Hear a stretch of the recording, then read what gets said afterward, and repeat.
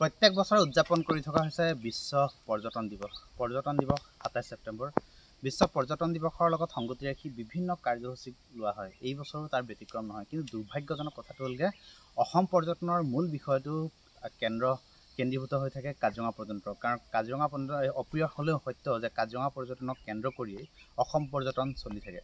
কিন্তু কাজিৰঙা পৰ্যটনৰ উত্তৰণ কি ধৰণে ঘটিছে? 1980 চনত কাজিৰঙা পৰ্যটন আৰম্ভ হয় কাজিৰঙা ৰাষ্ট্ৰীয় উদ্যানক কেন্দ্ৰ কৰি। কিন্তু দুৰ্ভাগ্যজনক কথাটো হ'লগৈ পৰ্যটন বিভাগৰ কাজিৰঙা যেন কোনো কাম নাই, যাৰ কাৰণে ইখনৰ পাছত সিখনকৈ লজ, বিশেষকৈ চৰকাৰী লজ বন্ধ হৈ গৈছে। আমি আছোঁ এখন চৰকাৰী লজৰ সন্মুখত। এয়া জুপুৰি ঘৰ আছিলে, এটা সময়ত জুপুৰি ঘৰ, অত্যাধুনিক জুপুৰি ঘৰ। আমি অকণমান অন্তৰ্ভাগৰ দৃশ্য আমি দেখুৱাবলৈ যত্ন কৰিম। ভিডিঅ'জনে ৰাজুৱে দেখুৱাব অন্তৰ্ভাগৰ দৃশ্য।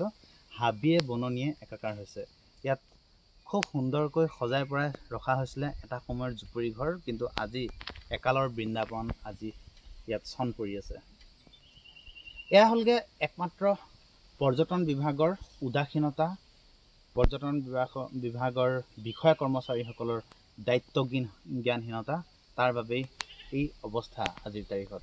আমি জুপুৰি ঘৰৰ তলা ওলমি থকা এই দৃশ্য দেখুৱাইছোঁ। এয়া অত্যন্ত দুৰ্ভাগ্যজনক, অত্যন্ত দুখ লগা ঘটনা। কাৰণ ২৭ ছেপ্টেম্বৰত প্ৰত্যেক বছৰ উদযাপন কৰি অহা হৈছে বিশ্ব পৰ্যটন দিৱস। কিন্তু পৰ্যটন দিৱসৰ যিসমূহ কাৰ্যসূচী বা যি উত্তৰণ কৰাব লাগে, সেই উত্তৰণৰ ক্ষেত্ৰত সদায় উদাসীন। আমাৰ স্থানীয় লোক আছে, চাওঁ অকণমান কথা পাতোঁ। ওচৰলৈ আহে। কি নাম? সোনিয়া সোনিয়া কৰোৱা। ক'ত ঘৰ? ইংলে পথাৰ। এই যে ইয়াত এটা সময়ত বিভিন্ন মানুহ আহে, জুপুৰি ঘৰ বুলি কিয় জনা যায়। এই কিমান দিন হ'ল বন্ধ হৈ থকা? হ'ল 2 বছৰ, 2-3 বছৰ।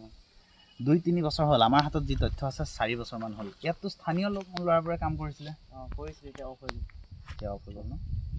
স্থানীয় কিমানটা ল'ৰাই কাম কৰিছিলে ঠিক নাই। কাৰণ এই যে পৰ্যটন উদ্যোগটোৰ লগত জড়িত পোনপটীয়াভাৱে ইয়াত কাম কৰা কিছুমানে জিপচি চলাই ইয়াৰ পৰা এটা ইনকাম কৰিছিলে বা তেনেকুৱা বিভিন্ন কথা জড়িত হৈছিলে। কিন্তু চৰকাৰ আহিছে গৈছে, চৰকাৰৰ কিন্তু কোনো ধৰণৰ সদিচ্ছা নাই। বৰ্তমানৰ যিগৰাকী মন্ত্ৰী, সেই মন্ত্ৰীগৰাকীক যেন এইবোৰ উজ্জীৱিত কৰিবৰ কাৰণে কোনো ধৰণৰ চিন্তা নাই, যাৰ কাৰণেই প্ৰত্যেক বছৰ কেৱল ধুমধামেৰে বিশ্ব পৰ্যটন দিৱস উদযাপন কৰি থকা হৈছে। কিন্তু পৰ্যটন দিৱসৰ যি উত্তৰণ বা পৰ্যটন ক্ষেত্ৰৰ যি উত্তৰণ, সেই উত্তৰণৰ ক্ষেত্ৰত কোনো ধৰণৰ গুৰুত্ব নাই। আমি কাজিৰঙাৰ জুপুৰি ঘৰৰ পৰা এই মুহূৰ্তত দেখুৱালোঁ সমগ্ৰ দৃশ্য। আমি এটা কথা এইখিনিতে সংযোগ কৰিব বিচাৰিছোঁ যে কাজিৰঙা ৰাষ্ট্ৰীয় উদ্যানক কেন্দ্ৰ কৰি 1968 চনত আৰম্ভ হোৱা কাজিৰঙা পৰ্যটনে ইতিমধ্যে 4 বছৰৰ দেওনা পাৰ হৈছে। কিন্তু দুৰ্ভাগ্যজনক কথাটো হ'লগৈ যে আজিৰ তাৰিখতো তেনেই চালুকীয়া অৱস্থাত আছে কাজিৰঙা পৰ্যটন, আৰু যাৰ বাবে নেকি প্ৰত্যেকটা মুহূৰ্তত আচলতে কাজিৰঙা পৰ্যটনক এটা ছিজনেল টুৰিজিম বুলিয়ে কোৱা হয়। ইয়াত যিটো ছাষ্টেইনেবিলিটি যিটো থাকিব লাগে, যিটো বছৰজোৰা যিটো পৰ্যটনৰ ব্যৱস্থা কৰিব লাগে,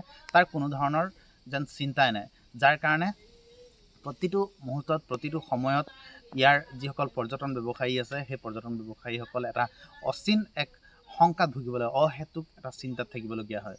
আমি এই সময়ত দেখুৱাইছোঁ জুপুৰি ঘৰৰ পৰা। এনেকুৱাই কেৱল জুপুৰি ঘৰে নহয়, কাজিৰঙা পৰ্যটনৰ যদি আমি কওঁ উপ সঞ্চালকৰ যিখন কাৰ্যালয় আছে, সেই কাৰ্যালয়ৰ পোনপটীয়াকৈ তেওঁলোকৰ অধীনস্থ থকা কেইবাটাও আচলতে লজ, ৰিচৰ্ট ইতিমধ্যে বন্ধ হৈ গৈছে। সেইখিনিত মানুহ থকাৰ কোনো ধৰণৰ সুবিধা নাই বা তেনেকুৱা সুব্যৱস্থা নাই। আৰু তেনেকৈ চলি আছে কাজিৰঙা পৰ্যটন, যি পৰ্যটন নীতি নিৰ্ধাৰণ কৰে অসম পৰ্যটনৰ। যি সময়ত নেকি টুৰিজিম ছেক্টৰক গুৰুত্ব প্ৰদান কৰি থকা হৈছে, যি সময়ত কোৱা হৈছে যে ছাৰ্ভিচ ছেক্টৰে ভাৰতৰ GDPত আটাইতকৈ বেছি কণ্ট্ৰিবিউশ্যন কৰে, ঠিক তেনে সময়ত কাজিৰঙা পৰ্যটনে আজিৰ তাৰিখত এক দুখ লগা, এক পয়া লগা অৱস্থালৈ ধাৱিত হৈছে। আমি দেখুৱালোঁ কাজিৰঙা পৰ্যটনৰ এক চমু আভাস এই মুহূৰ্তত।